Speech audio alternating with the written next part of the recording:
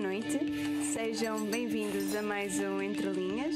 O meu nome é Joana Clara e a nossa outra apresentadora não está aqui hoje fisicamente no programa, está do outro lado. Maria João, estás aí já? Estou aqui, olá, boa noite. Olá, boa noite. Peço desculpa de não estar aí, mas hoje foi impossível. Acontece. Estás aqui, mesmo à distância, mas estás aqui connosco. E Maria João, queres apresentar-te o nosso convidado de hoje? Quero, até porque o nosso convidado de hoje é meu colega, é professor de Educação Física e, para além disso, é praticante e mestre de artes marciais e também é produtor cinematográfico. Faz umas curtas. Desde cedo manifestou o gosto pela escrita, primeiro através da poesia, o que é muito curioso, mais tarde contos. Quando eu vos disser que ele publica a trilogia Noturnos pela editorial Prodença e se torna um autor de culto do género fantástico, eu acho que quem é fã deste género já sabe de quem eu estou a falar. Mas ele não ficou por aqui. Em 2016 lançou Cinzas de um Outro Mundo, um policial noir distópico, e em 2020 regressou com A Sombra de um Peregrino, uma fantástica história de amor e suspense num ambiente esotérico, mas muito rico. Bem-vindo, Rafael, e desculpe eu não estar aí, Rafael Loureiro. Bem-vindo, Não faz mal, Rafael. João. Estás sempre no nosso coração, portanto. É verdade, sempre. Mas por acaso confesso que estava com saudades de dar um abracinho. Fica para depois. Combinado. Rafael, para quem não te conhece, quem é o Rafael? Olha, Se é que há alguém que não te conhece. Sim. Bem, o Rafael acho que é um homem com, acho que aquilo que me define, ou segundo aquilo que tem dito, é um homem de várias facetas. É um homem que faz muitas coisas, tem muitas comissões, como diz o nosso Filipe Faria, que tu também bem conheces. Tem várias comissões criativas e tem que coçar de várias maneiras e de vários ângulos, desde escrever livros, a fazer desenhos, a compor música, a fazer curtas-metragens, e ligado também às artes marciais, ligado ao desporto, ligado ao universo geek. Portanto, eu tenho várias comissões, gosto de fazer várias coisas e o facto de ter insónias favorece, porque ajuda ao processo criativo. Ao processo criativo e dá-me tempo então para ir conseguindo fazer todas estas coisas. Pronto, portanto, acho que é uma boa definição. É um homem com muitas comissões criativas, penso eu. Sabes, Rafael, nós quisemos trazer-te também porque decidimos entrar aqui no mood Halloween, Dia das Bruxas. Portanto, achámos que faria sentido trazer a literatura fantástica também hoje para o programa. E claro, sendo um programa dedicado aos autores nacionais, obviamente que foi logo o primeiro nome que nós falamos, foi o Rafael Loureiro. Obrigado pelo convite, antes de mais também. Ora, obrigada a nós por estares aqui. E sendo então a literatura fantástica também aquilo que nos traz aqui hoje, queremos perguntar-te porquê que decidiste escolher este género literário para dar asas à tua criatividade. Portanto, eu posso, se calhar a gênese de onde tudo isto começou, talvez acho que tem a resposta aí no meio. Porquê a fantasia? E porquê, quando me lancei, porquê também então os vampiros? E eu penso que isto tudo nasceu da minha mãe. A minha santinha é uma joia de pessoa, mas não devia deixar ver o seu infante, o seu filho pequenino de 6 anos, ver filmes de terror, ainda daqueles a preto e branco, os lobisomens que rasgavam a cabeça das pessoas. Eu pedi-lhe para ver e ela deixava. E então eu cresci com esse gosto pelo terror e por esses seres fantásticos e aterrorizantes. E claro que eu adorava ver os filmes. E depois chegava à noite e não conseguia dormir. Se calhar daí as minhas insónias. As insónias surgiram aí, não? Se calhar sim. Olha, o que é que mais te fascinava, Rafael, ao ver esses filmes? Havia algum elemento em concreto que te fizesse prender ao ecrã? Era a imaginação de se criarem seres tão diferentes da nossa vida cotidiana, não é? Da pessoa normal, desde o monstro de Frankenstein, desde o lobisomem, desde o vampiro, desde o monstro do pântano, e sempre me fascinou a criatividade de quem é que desenhou estes personagens? Quem é que inventou estas histórias? E eu, então, desde criança, cresci com isso e também começava já desde pequenino, já desde adolescente, então também já a criar os meus personagens. E isso foi, de facto, uma base depois para o Memórias de um Vampiro, para a trilogia Noturnos que vem a seguir. Mas aquilo que mais me fascinava era efetivamente o papel criativo e ficava maravilhado a ver, para além dos efeitos especiais que havia na altura, não é? Que não são tão bons como são agora, mas a parte criativa de criar um monstro destes, um ser destes, e o que estava por trás.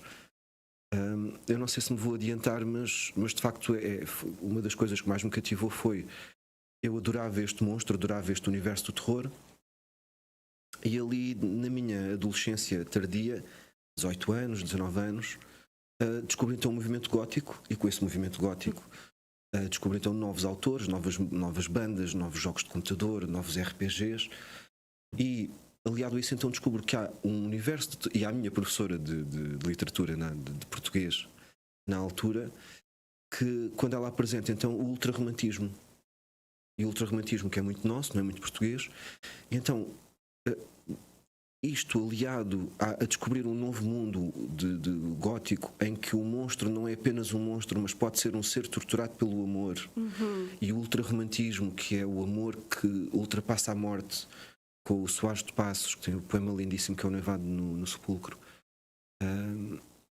Isso então dá-me uma nova visão do que é o terror. E o terror pode ser bonito, pode ser apaixonante, pode ser ligado ao amor. O monstro que é incompreendido pode continuar a amar, à sua maneira, não é? Isso então abriu um novo horizonte. E quando li então Anne Rice, quando li Polidori, quando li Bram Stoker, quando li, disse: pronto, ok, isto sou eu, este é o meu mundo. E aquele personagemzinho que já vinha a querer emergir, pronto, então aqui agora ganha espaço para eu poder então contar contos, para fazer poesias primeiro, como a Maria João descreveu, para poder então escrever poemas sobre eles, que poemas depois deram contos, e depois os contos deram o primeiro livro, que é o Memórias de um Vampiro, que é então uma compilação destes contos, com uma linha condutora que vai desde 1680 até 2010, que eu acho que é quando começa a narrativa. Sim, incrível. Uou. Rafael, eu não me canso de dizer que os teus vampiros são anteriores ao Twilight. Sim, nós também já falámos isso em off. E não me canso, porque acho que é importante. Só acho pena que tenha preciso vir um fenómeno do exterior para depois se abrir o leque da possível publicação aos autores nacionais, até porque tu fizeste primeiro uma edição de autor e só depois então é que as Memórias do Vampiro acabaram por vir ser publicadas numa editora. Mas a minha pergunta era, desse universo todo, porquê os vampiros? Eu acho que o vampiro... então, eu tenho o condão de me esquecer das perguntas que me fazem. Portanto, eu aviso já que é normal eu esquecer-me. Desculpem. É normal eu esquecer-me das perguntas e eu parar a meio e dizer: desculpa, o que é que tu me perguntaste?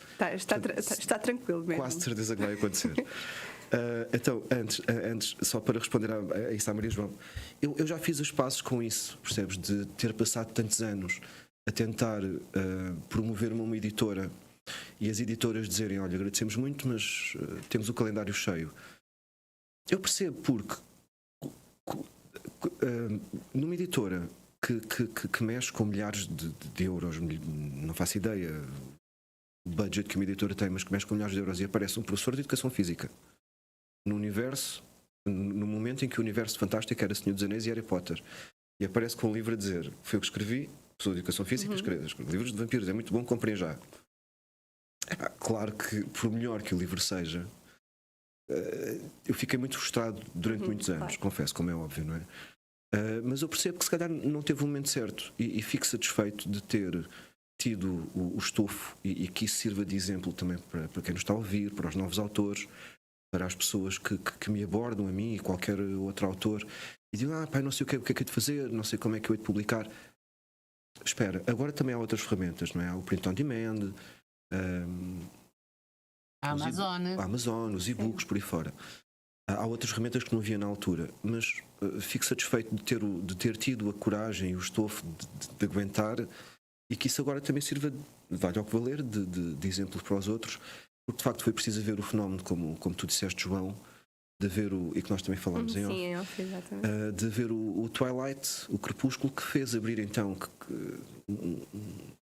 um novo espaço para os vampiros que já não havia desde a entrevista com o vampiro, se não me engano, desde Anne Rice. Portanto, em que os vampiros nunca mais tinham voltado à moda.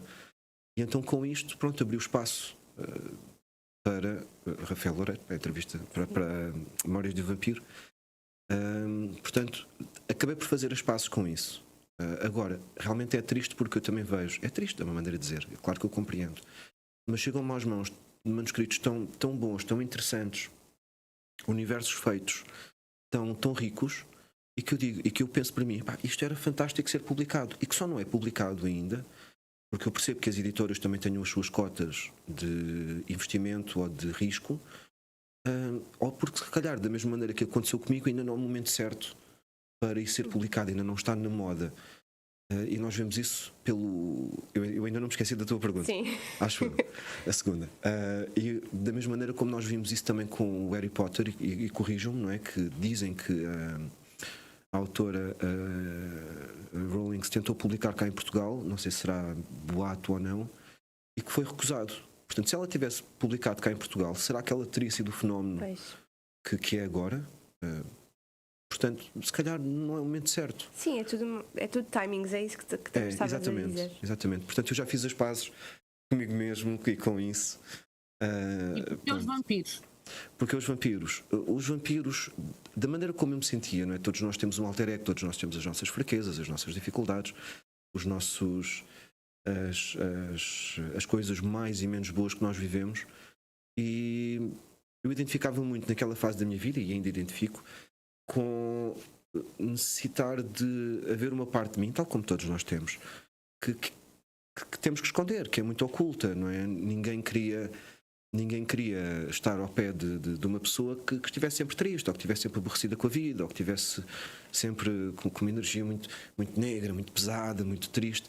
E então eu acabei por sentir, na adolescência, mais uma vez é normal, ter que me escudar, ter que compartimentalizar essa parte da minha vida.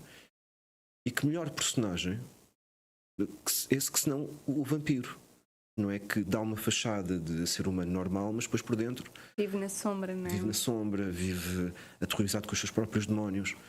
E de todos os universos de vampiros que eu li, desde Anne Rice, desde as pesquisas dos vampiros da Babilónia, de Polidori, de Bram Stoker, eu criei então o meu vampiro, criei então a minha personalidade, o meu alter ego, pronto, e descrevi-o então nas histórias. Portanto, porque o vampiro, para resumir, porque o vampiro, tal como todos nós, tem coisas que oculta, tem coisas que mostra.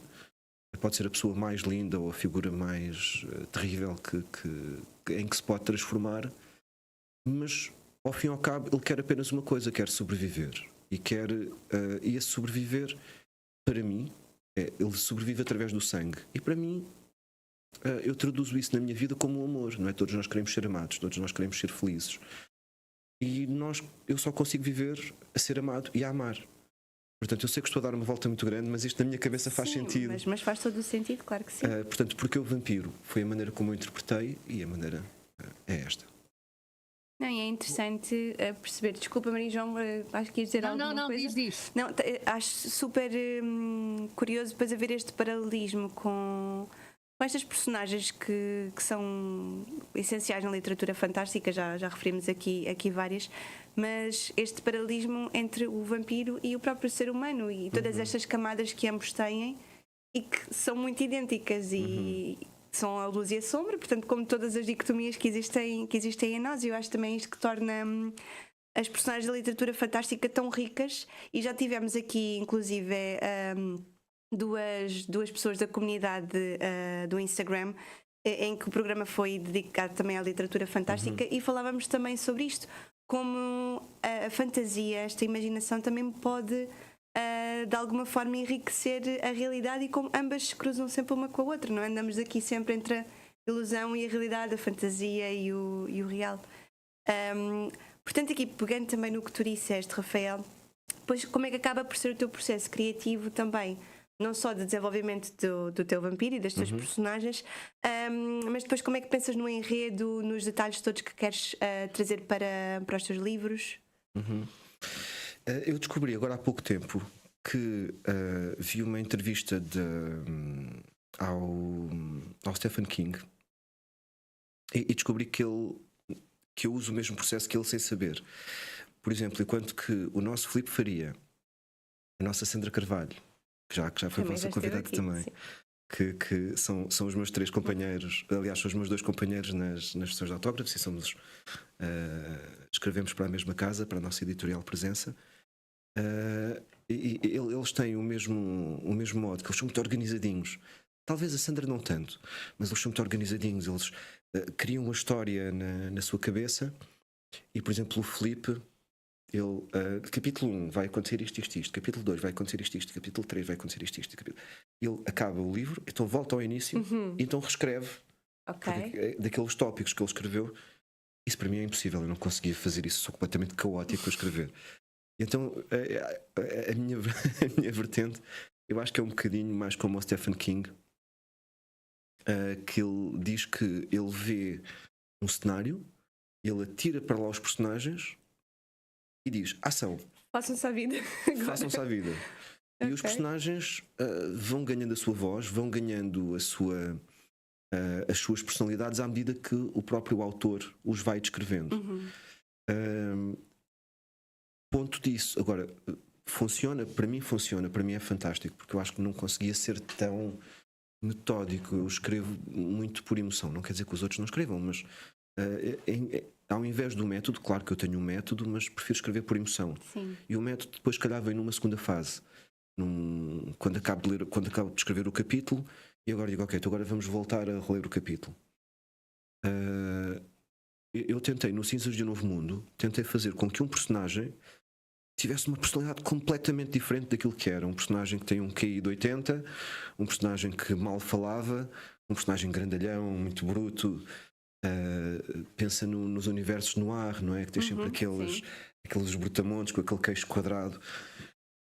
Mas em todas as situações em que eu colocava aquele personagem, só me saía que ele era uma joia de pessoa, que era um querido, que passava um cão e ele fazia festinhas ao cão e abraçava as pessoas com aquele tamanhão todo. Não é isto que eu quero. E eu tentei forçá-lo e não consegui. Portanto, porquê? Porque em todas as situações em que eu coloquei aquele personagem, era assim que ele respondia. Era assim que ele se safava, digamos assim, daquilo que eu punha, das dificuldades que eu punha àquele grupo de personagens. Portanto, o meu método de escrita pode ser que é um bocadinho caótico, mas, no entanto, há método. E esse método, então, é posteriormente. Claro. Sim, acho que é isso. Respondi. Respondeste. O cinema ajuda nesse método? Diz? Nesse método que tu usas, a tua expressão foi: eu lanço as personagens para o universo e a ação. Por uma dificuldade, um momento difícil. Lembrou-me o teu cinema. Na tua cabeça funciona quase como se fosse um filme quando tu estás a escrever? Sem sombra de dúvida. Eu não consigo começar a escrever sem ver uma cena. Uma cena, portanto, sem ver a cor, sem ver o cheiro, sem ver aquilo que os personagens estão vestidos. No cinema chama-se o blocking, que é o ator vai do ponto A ao ponto B, diz qualquer coisa e vai do ponto B ao ponto C. Eu não consigo escrever sem ter essa curta-metragem, digamos assim, feita na minha cabeça. Às vezes consigo, só que se for preciso estou 2 horas para escrever um parágrafo de 5 ou 6 linhas, porque não tenho isso feito, não tenho essa visão daquilo que vai acontecer, visão com todos estes sentidos, não é? Portanto, ajuda muito, o cinema ajuda muito, ao ponto de eu um dia quando tiver tempo, a ver se eu volto a agarrar nisso e a publicar. Eu no Sombra de um Peregrino, neste meu último livro, eu desenhei todos os capítulos. Todos os capítulos eu tenho uma frame, um desenho de uma ação desse capítulo. E então eu num dos meus monitores tinha sempre aquela imagem. No outro monitor tinha então a folha de texto e ia escrevendo sempre a olhar para aquela imagem. Portanto, se calhar qualquer dia vou arrumar aquelas imagenzinhas todas, fazer um slideshow e publicar. Vai haver spoilers, mas pronto, o livro também já saiu há algum tempo, então retiro as últimas partes. Mas sim, mas ajuda muito a parte do cinema, visualizar. Se não é muito difícil, se eu me sento ao computador sentir isso, como eu disse, sou capaz de passar sem exagero, 1 hora, 2 horas para escrever um parágrafo. Pareceu-me. Uhum. Nesse aspecto, e continuando nesta ligação entre a literatura e o cinema, qual é a cena mais memorável que já escreveste? E porquê é que é essa? Epá, nunca me tinham perguntado isso. Bem-vindo. Eu acho que não me vou envergonhar. Mas a cena mais memorável foi o final do Cinzas no Novo Mundo. Portanto, eu não posso spoiler muito, não é? Mas é um momento final em que o herói está, ou aquele grupo de heróis, cada um deles à sua maneira e geograficamente, uns estavam mais perto dos outros, uns estavam juntos, outros estavam separados, e há um dos heróis, aliás, e tudo aquilo, a história está num crescendo em que efetivamente algum deles vai ter que morrer, e eu, quando comecei o capítulo, eu ainda não sabia qual é que era a personagem que ia morrer, ainda não tinha decidido isso. Porque se eu não sei, então o leitor também não há de saber, então há de ser surpreendente. Se é surpreendente para mim, então também para o leitor. E eu, quando começo a descrever o último capítulo, lembro-me de ter as lágrimas a caírem em cima do teclado e, como um filme, eu a ver aquilo em câmara lenta, e à medida que o filme ia decorrendo, eu ia descrevendo aquilo que estava a ver. E tanto é que essa ação parece quase que também decorre em câmara lenta, porque foi a maneira que eu vi. Portanto, foi a morte de um dos personagens, e é aquilo que toda a gente diz, que é: Rafa, eu adorei o teu livro, adorei o Cinzas do Novo Mundo, mas não devias ter feito aquilo, eu chorei tanto. E eu pensar para mim, pois, também eu. Mas era necessário. Sim, mas toda a gente compreendeu que fazia parte para o arco do personagem, que era essencial para a história, claro. Falando aqui nas descrições também que estavas a referir agora, como é que tu, Rafael, descreverias os mundos dos teus livros a alguém que nunca teve contacto com as tuas histórias? Como é que eu descrevi os mundos? Ora bem, um mundo... Eu penso que portanto, é a nossa realidade, ok? Nós vivemos na nossa realidade, porque uma coisa que eu sempre me fez um bocadinho comichão, mas eu percebo, que era eu estar a ler uma história em que é contextualizada, por exemplo, vamos imaginar, em Budapeste. E eu nunca fui a Budapeste. Tudo bem que as descrições ajudam, tudo bem que... E então, eu quando comecei a escrever, eu queria que aquilo se pudesse passar em qualquer lado, em qualquer cidade, em qualquer país. Portanto, é o nosso mundo. Mas depois, também confesso que ao longo dos livros fui pensando, não, então, mas espera aí, então, mas se eu vivo em Portugal, então passa-se em Portugal a história. No livro a seguir, não, então, mas se eu vivo aqui na zona de Lisboa, então vai-se passar em Lisboa. Sim. Ao ponto do último livro, centra-se na Amadora, que é na cidade em que eu vivo.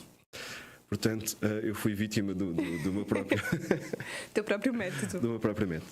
E então, como é que eu poderia descrever? Portanto, existe o universo Noturnos. O universo Noturnos não é senão a nossa realidade, e que é populada por vampiros. Os vampiros existem desde a queda dos anjos, desde a Segunda Guerra Angelical, então vêm populando este mundo. E existem desde os esgotos até imiscuídos nas mais altas esferas políticas. E nós por exemplo, bem nos podemos cruzar com eles no metro, no comboio. Eles só vivem à noite. Okay? Não há vampiros. Estou a brincar. Mas aquela pessoa estranha que nós vemos no beco à noite pode ser um vampiro, quem sabe. aquela pessoa que se cruza comigo e que fica a olhar para mim no metro com um olhar diferente dos outros, pode ser um vampiro. Portanto, este é o universo Noturnos. Quando eu acabo, que é o nosso universo populado então por estes seres fantásticos, quando eu acabo de escrever a trilogia Noturnos, eu digo, ok, então agora vou escrever uma coisa diferente. Que outra paixão é que eu tenho? Como é que eu gostava de... O que é que eu gostava de escrever? Então seria uma distopia. Daí o Cinzas do Novo Mundo, passa-se daqui a 100 anos, o mundo está completamente diferente. Mais uma vez, aquele tal processo criativo que falávamos há pouco de... E os monstros? Como é que é criar monstros? Sim. Depois disso veio também... E como é que é criar um mundo diferente? Ok, então daí as distopias. Sem qualquer referência ainda desse mundo, não é? Exatamente. Saber o que é que aconteceu. E então eu crio uma Lisboa... que tenho uma ideia de uma Lisboa muito poluída, muito doente, mas eu agora por isso tenho que dar um passo atrás, até como é que está Portugal, até como é que está a Europa, até como é que está o mundo. E então crio uma cronologia de eventos, isto para o Cinzas do Novo Mundo, em que houve uma corrida à nanotecnologia. Dessa corrida à nanotecnologia houve a corrida de pôr essa nanotecnologia nos humanos, criar soldados. Isso vai levar a uma nova Guerra Fria, vai levar a um novo Muro de Berlim, vai levar a uma nova separação de países. Agora os países já não são países, já são confederações. Vai haver, a Guerra Fria continua a aumentar. As confederações querem lutar umas com as outras, ou se especula que assim o seja. Então há um desprivilégio para com a natureza, e a poluição. Que interessa é fazermos, não interessa a poluição, interessa fazermos soldados, fazermos mais armas.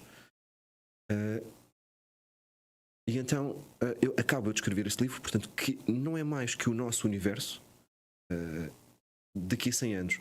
Mas eu não consigo largar os meus vampiros, porque isto ao fim e ao cabo bebe tudo do universo Noturnos. E então... os espaços são os mesmos que aparecem também na primeira trilogia. Os espaços, até há personagens, como os vampiros são eternos, há nomes que vêm de um sítio para o outro. Ok. Mas nunca existe a palavra vampiro no Cinzas do Novo Mundo. Nunca existe a noção de que há um vampiro que há alguém que bebe sangue. Mas quem conhece, quem leu a trilogia Noturnos vai dizer: este personagem Estou a reconhecer eu conheço de algum lado, e percebo ainda melhor do que aquilo que ele dá a entender, percebo uma camadazinha abaixo das motivações dele. Portanto, não deixa de ser este universo, esta nossa realidade, mas claro, daqui a 100 anos. O Sombra de um Peregrino volta outra vez atrás, volta outra vez ao tempo moderno de 2020, se não me engano. E mais uma vez os nomes são os mesmos. Há sempre locais que são recorrentes em todas as histórias, moradas que são recorrentes em todas as histórias. A quem está atento, quem gosta de descobrir os chamados easter eggs, não é? Há montes de easter eggs. Por exemplo, posso revelar aqui que a morada, a casa de um dos personagens é a mesma casa de outro dos personagens daqui a 100 anos. Em que a casa estava uma casa nova, uma casa prestes a estrear, que o personagem casou-se, foi ali a mulher viverem para aquela casa. Em 100 anos, no Cinzas do Novo Mundo, a casa está completamente destruída, quase em escombros, mas a morada é a mesma. Okay. E o número do prédio é o mesmo. Portanto, quem estiver atento a estes easter eggs vai perceber esses detalhes. Vai perceber estes detalhes todos. Então é muito giro, porque eu faço esses easter eggs, essas coisinhas escondidas para mim. Porque eu acho giro, porque eu sempre gostei de descobrir. E depois é tão giro nós vermos nas feiras do livro, ou receber e-mails, ou receber notificações: Senhor Rafael Loureiro, eu descobri neste livro que as moradas são iguais. Isto foi por acaso. Ou tinha aqui um significado escondido. Ou este personagem que passa lá ao fundo e que olha com os óculos de sol redondos. É o mesmo personagem que aparece no outro livro. É, sim, senhora. Então aquece-me tanto o coração saber que há leitores que estão tão atentos e bebem tanto das histórias que eu criei, daquilo que eu verti para o papel, e tanto como eu, e que estão atentos também até mesmo a estes pormenorzinhos. Claro. Então é tão bom e é tão gratificante para nós. Portanto, o universo Noturnos então, é a nossa realidade, populada então com estes seres, em situações e em histórias que eu muitas das vezes não sei resolver, mas eu atiro-os para lá e digo: agora resolvam, ação. É que as circunstâncias agora façam Exatamente. alguma coisa disto. Ok. E eles acabam depois também por me ajudar, não é? Ainda bem, porque eu ia te perguntar exatamente isso. Qual é a mais-valia para quem escreve e para quem lê de escrever e ler fantasia? Foi uma pergunta que nós fizemos à nossa Sara, à nossa Sandra, a Sandrinha. e que fizemos às meninas que foram aí também falar sobre fantasia. Qual é que tu achas que é a mais-valia para quem escreve e para quem lê escrever fantasia ou ler fantasia? Eu, por acaso, tenho a ideia que nós até já tínhamos falado disto, do programa da escola. Lembras-te quando tu fizeste o programa da escola, que também nos convidaste, a mim e à Sandra? Tenho a ideia que nós também falámos disso. Eu creio que, e eu e o Filipe e a Sandra, nós já falámos várias vezes disto, e nós estamos os três de acordo que, sem qualquer desprestígio, porque não é uma questão de prestígio, relacionado com os outros géneros literários, eu acho que a fantasia talvez seja o mais rico. Eu posso fazer uma fantasia ligada à comédia, posso fazer uma fantasia ligada ao terror, posso fazer uma fantasia ligada a uma distopia, a um evento quase cataclísmico, posso fazer uma fantasia ligada à ficção científica. Aqui, se fantasia, ficção científica, não sei muito bem os meandros, onde é que começa um e onde é que para o outro. Posso fazer uma fantasia erótica, posso fazer uma fantasia. É um mundo livre. Então, para nós, por exemplo, para mim que eu escrevo, tudo fantasia, só nós aqui temos 3 universos diferentes. Temos um universo em que os personagens principais são vampiros, temos outro universo que se passa daqui a 100 anos, em que os personagens, alguns deles têm implantes nanotecnológicos no corpo, lhes permite, por exemplo, aumentar a força, ou correr mais rápido, ou até mesmo ter o poder da telecinese. E tenho outro universo de fantasia em que é ligado ao esoterismo, ligado aos sonhos.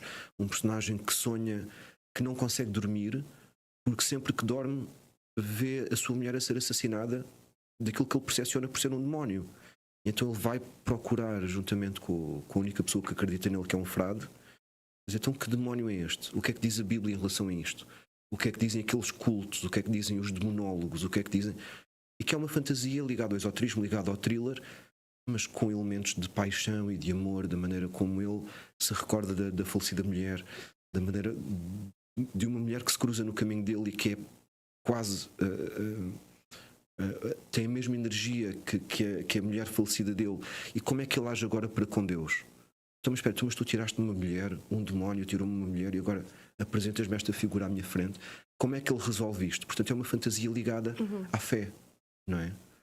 Portanto, para mim, uma mais-valia de escrever fantasia é precisamente isso. Eu consigo escrever daquilo que eu quiser no mesmo universo de Noturnos. Ou no mesmo, neste caso, no meu universo de Noturnos, mas no mesmo universo, se assim for preciso. De quem lê, pode ter acesso a tudo isto.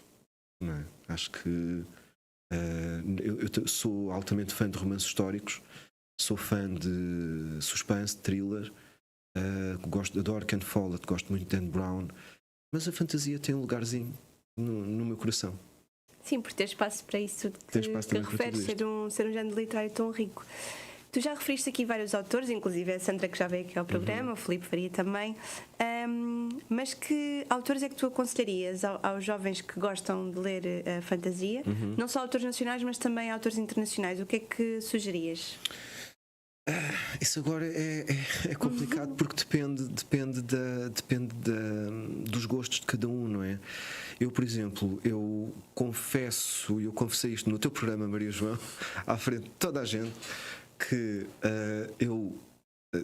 não é vergonha nenhuma, quer dizer, não sei, julguem vocês. Eu primeiro gostei de escrever e só depois é que gostei de ler. Claro que não tinha as ferramentas que tinha, né? Porque ler dá-nos ferramentas tremendas em termos de vocabulário, em termos de processos mentais, tudo mais. Então eu comecei primeiro a gostar de escrever e depois a gostar de ler. E foi só quando então conheci, como eu contei, estes movimentos góticos, estes novos autores, estas novas bandas, jogos, etc. Mas estes novos autores, quando eu descobri Anne Rice, e Anne Rice não é fácil de encaixar, é lindíssimo ler Anne Rice, mas para mim, o meu primeiro livro não é um livro que seja o primeiro livro que se lê, é um livro que é preciso mastigar muito. E eu apaixonei-me por Anne Rice, portanto eu podia dizer, ok, que autores é que eu posso aconselhar? Anne Rice. Só que Anne Rice também sei que não é para todos, porque toda a gente gosta de vampiros, não é? Sim. Mas acima de tudo, não querendo puxar a brasa à minha sardinha, até mesmo à nossa sardinha da Rádio Movimento e do nosso programa do Entre Linhas, mas autores nacionais. A Sandra Carvalho é uma excelente escritora de fantasia. O Filipe Faria é tremendo e agora também já começa a sair um bocadinho da sua área da fantasia medieval. Agora não, já há algum tempo. Portanto, também se consegue explorar um universo fantástico dele diferente. Temos N autoras novas, autoras e autores agora novos, que nascem destes movimentos, como tu disseste agora, destes Instagramers, destes que começam finalmente a conseguir, porque eram produtos tão bons, a começarem a emergir no mercado editorial. Portanto, podia dizer, ok, leiam aquilo que vos atrair mais, nem que seja pela capa, mas experimentem começar por um português ou por uma portuguesa. Experimentem ler o nacional primeiro, porque é muito, muito, muito, muito, muito bom. E nada de rivalizar, mas estão muito ao nível dos estrangeiros e alguns de nós, alguns deles, até acima. Sim. Onde é que a gente subscreve, Joana? Pois, subscrevemos, claro. Onde é que a gente vai escrever? Rafael, infelizmente aquilo que chega cá a nível de séries são as grandes séries de fantasia internacionais, não é? Qual é o papel do cinema na divulgação da literatura? Tu que és também um homem do cinema, em que medida é que um jovem que lá está não é leitor como tu não eras, e eu acho que é importante dizeres isso, porque faz com que as pessoas percebam que podem se tornar leitores mais tarde, e que o facto de sem dúvida, a determinada altura não lerem não quer dizer que obrigatoriamente tenham que ser não leitores a vida toda. Mas a minha pergunta era, em que medida é que tu achas que o cinema, ou por exemplo as tuas curtas, podem levar depois ao livro? Ou são um complemento? É assim, neste caso, das minhas curtas-metragens, no meu caso pessoal, das minhas curtas-metragens, eu criei dois universos. Criei o universo das curtas-metragens de noturnos, mais ou menos, que é quase como se aqueles personagens existissem dentro do meu universo, dentro do universo de noturnos. O primeiro não foi uma curta-metragem, foi um filme, que foi o meu primeiro filme, que foi feito sem eu ter experiência nenhuma, portanto é um filme muito mauzinho, com um budget de 19 euros, que foi para comprar uma luz, portanto nem sequer tinha câmara, nem sequer profissional, nem sequer uma lente que desse minimamente para gravar à noite, e os vampiros vivem toda a noite, portanto podem imaginar. Mas pronto, podem procurar produções noturnos na internet, produçõesnoturnos.ibli, tem lá todo o meu espólio e todo o espólio da minha equipa de amigos, que eu acabo depois por dizer, olha, preciso de ti, anda cá, tu agora preciso de ti como ator, ou preciso de ti, agora vais ser parte da equipa técnica, agora, e nós depois revezamos. Bem, e tenho outro universo, então, ligado ao cinema, ligado a estas curtas-metragens, então, que é aquilo que nós chamamos o universo Global Great Grid, que é um conjunto de curtas-metragens que, quem estiver atento, é uma coisa mais de ficção científica, e quem estiver atento vai perceber que aquilo também estão todas ligadas entre elas. Ok? Agora, de que ponto, em que medida é que eu aqui acho que já vou fazer o spoiler, porque não te consegui fazer este spoiler, Maria João, na feira de dezembro, porque infelizmente eu não consegui comparecer. Mas este universo da Global Great Grid vai estar presente no meu próximo livro, neste livro que eu estou a escrever agora. Mas em que medida então, num plano maior, eu acho que é um bom mecanismo, uma boa maneira de apresentar os livros. O filme, ao aparecer, cria logo fãs. É muito giro. Eu vejo, por exemplo, o Maze Runner, vejo, lá está mais uma vez as distopias que eu gosto tanto, não é? O Maze Runner, a saga de que agora está a falhar o nome, que é mais ou menos o mesmo universo distópico, que é daquela personagem que tem que escolher uma das castas. E há 5 castas, há os rebeldes, que são os polícias, agora esqueci-me do nome. Divergente. Divergente, ok. Mas desde aí até mesmo aos livros românticos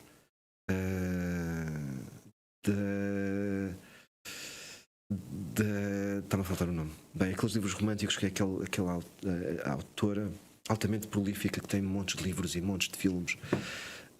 Que são todos livros muito românticos. Nora Roberts? Nora Roberts, isso, exato. Obrigado, salvaste-me. Portanto, não só no universo distópico, mas também até mesmo nos universos românticos, eu acho que é uma boa apresentação do livro. Eu acho que é um bom processo de promover o livro para as pessoas que são um bocadinho mais preguiçosas, especialmente para quem começa ou quem quer começar a ler. Eu gostei tanto do universo Senhor dos Anéis, por exemplo. Eu gostei tanto de Senhor dos Anéis. O número de vendas que houve de Senhor dos Anéis, ou o número de pessoas que foram agarrar em Senhor dos Anéis por causa do livro, o número de pessoas que foram comprar o Twilight por causa do livro, por causa do filme, o número de pessoas que foram. Portanto, eu acho que é um bom início. Portanto, que papel é que tem? Eu acho que é um bom apresentador do livro em si. Estes filmes, estas séries. Porque cria fãs e, por consequência, depois esses fãs vão querer explorar os livros, nem que seja depois para poder criticar numa boa crítica, dizer, olha, no livro tinha mais isto, ótimo, porque eu assim já enriqueci mais, porque tem esta parte diferente, e agora se calhar percebo melhor aquele personagem. Portanto, nem que seja para fazer essa comparação, talvez não seja tanto crítica, mais comparação, eu acho que é um bom veículo de apresentar uma obra, um livro, neste caso.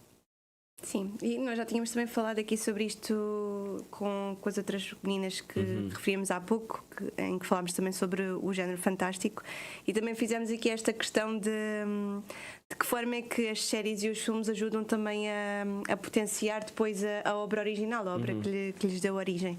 E sem dúvida que, havendo esta massificação, então agora com as plataformas de streaming é cada vez mais notório que depois os livros ganham novamente fãs por causa deste potenciamento. Agora, fugindo aqui, porque o tempo também está a contar, e gostávamos, antes de fazer a última pergunta da noite, recuperar aqui o Rafael pequenino. E se fôssemos recuperar esse Rafael e se lhe perguntássemos se ele pudesse escolher uma memória da sua infância, um local da sua infância para tornar como cenário de um dos seus livros, o Rafael consegue pensar nisso? O Rafael de agora? Sim, acho que sim, para tornar como cenário dos meus livros. Perdão, o meu quarto, depois de ver O Segredo da Bala de Prata, que era um filme de lobisomens da década de 80, eu a tentar dormir nessa noite. Portanto, com a minha cama, o chão de madeira, uma noite de vento, portanto em casa dos meus pais, que fica num morro, numa serra, um local alto, portanto muito ventoso, e os stores, por causa do vento a baterem contra o vidro, a luz da lua a entrar e eu a tentar dormir depois de ver um filme de terror com 6 ou 7 anos. E não conseguir, e estar atento a todos os pormenores e a todos os sons e querer meter na cama da minha mãe, mas já sabia que não dava, porque ela ia me dizer, não, tu é que quiseste ver o filme, e eu na altura não tinha maturidade para dizer, porque tu deixaste. Portanto, também aconteceu isso com o Pesadelo de Elm Street, portanto, olha o outro, exatamente. Também tinha pais que me deixavam ver os filmes, portanto, pronto, Pesadelo de Elm Street é outro, bem podia ser também o mesmo exemplo. E achas que poderia, agora que, desculpa, Maria João, diz-me. Eu ia dizer, mas olha que todos nós estamos muito agradecidos a que a tua mãe, sem dúvida, que ela deixasse, ela vai adorar, ela vai adorar ver esta entrevista, porque ela sentia-se culpada. Fez-te quem tu és e se calhar se ela não tivesse deixado não eras de certeza o escritor que sou agora. Eu acho que sim. Daqui vai o nosso agradecimento também do Rafael. Sem dúvida. E esta memória que o Rafael partilhou agora connosco, quem sabe não pode dar origem a um novo livro, não sabemos. Exatamente. Joana, temos que ir para a última pergunta. Rafael, a última pergunta é sempre a mesma. Isto o tempo passa, que é um horror. Que é, o que é que estás a ler?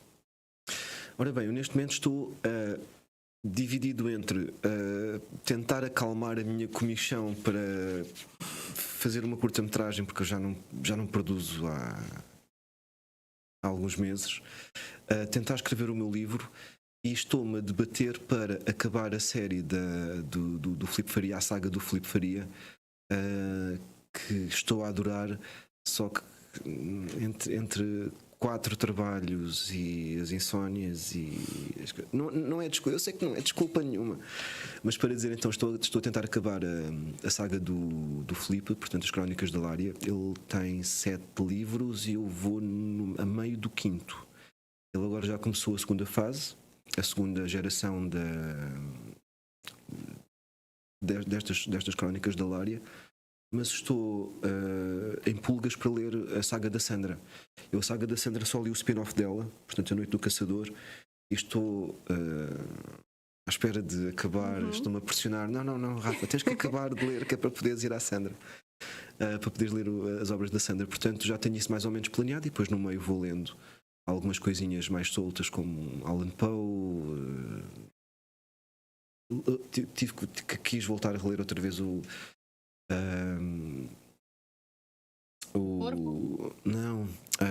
dos porcos, o Triunfo dos Porcos. O Triunfo dos Porcos, exatamente. É do Orson Welles? Não. Não, é do Orson Welles, fez o programa de rádio sobre Exato. Não, é 1984. 1984, exatamente. George Orwell, exatamente. Mas eu também confundo sempre esses dois autores, por isso é que eu não quis dizer o nome dele. E então fiz uma pausa aí há uns tempos atrás para voltar a ler o 1984 e o Triunfo dos Porcos, por exemplo, que foram oferecidos também pela malta da minha equipa de cinema, pelos meus amigos. Oferecemos: olha, Rafa, eu acho que vais gostar, porque isso pode ser que dê. Ficas-me a dever um abraço. Fique, sim, senhor João. Sem sombra de dúvida. Ficas-me a dever essa coisa do livro novo, também ficou aí. Um spoilerzinho. Sim, é verdade, temos que falar sobre isso. Obrigada, Rafael. Obrigada, Rafael, mais uma vez. Não ter estado aí convosco, mas às vezes a saúde não ajuda. Claro. Joana, para a semana. Para a semana, nós continuamos aqui com a temática do Dia das Bruxas. Vamos ter uma autora. Vamos falar sobre lugares abandonados em Portugal. Não sei se podemos dizer mais. Pronto. Não. Podemos deixar o enigma no ar, não é? Pronto. A névoa. Exato. Então, boa noite. Obrigada, uma boa noite. Obrigado por tudo. Obrigada. E até à próxima semana, terça-feira, novamente às 11 da noite. Obrigada. E eu estarei aí. Vai bem. Beijinho, obrigada. Beijinho.